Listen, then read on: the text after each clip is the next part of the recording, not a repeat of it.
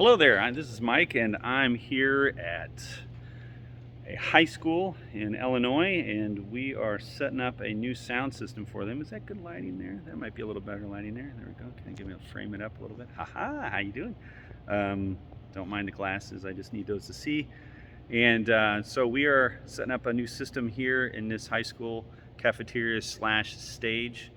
They had a pre-existing system here, which consisted of a old Mackie board, and then some amplifiers, and they were using some speakers on the stands. But they've got this wonderful community array up here that they haven't used in years because, according to them, it doesn't work. But I came and did some testing on it and found that it worked great. It just hasn't been maintained in a long time. They got fill speakers over there. So we're here to put in a new X32.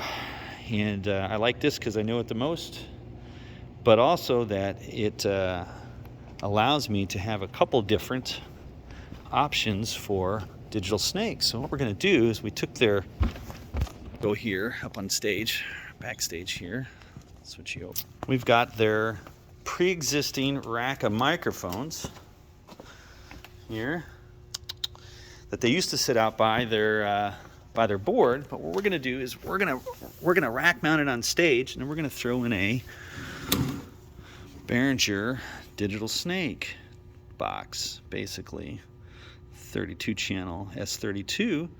Now what's going to happen is we're going to bounce a signal on a Cat 5 cable from the board. I'm going to go follow around here. I'm going to come up on the stage, and we're going to go in here. We're going to go into this box. But all their amps and all the old stuff is back here. So we're going to do is we're going to come back here. We're going to follow this permanent piece of thing here and follow this around here. It's going to get a little noisy in here because there's a big transformer in here. This is where their old system was, and you can see it consists of like this old analog system where they had to like program select the amps that it went to, and then they had this old PV here. Ooh, you can use that for another place. And then they have a processor they used to have, and a matrix for doing all the processing of where the sound would go, and then a power switch and all the amps.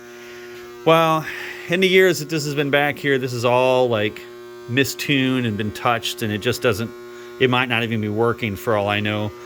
And I just hooked everything up one day and hooked it all directly straight to the amps, and it worked pretty good. It sounded great.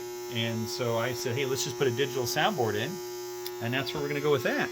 So now we can do all the, we can do it all through their pre-existing amps, their pre-existing speakers, and then just run everything on another snake back here. And because on the S32, it's got two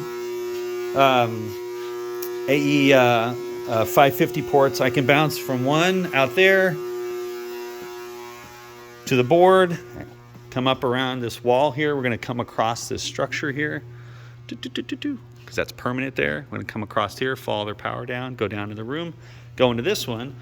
I can send audio to this one, to their pre-existing amps, which are all then wired up through their all the wiring all up there for the speakers.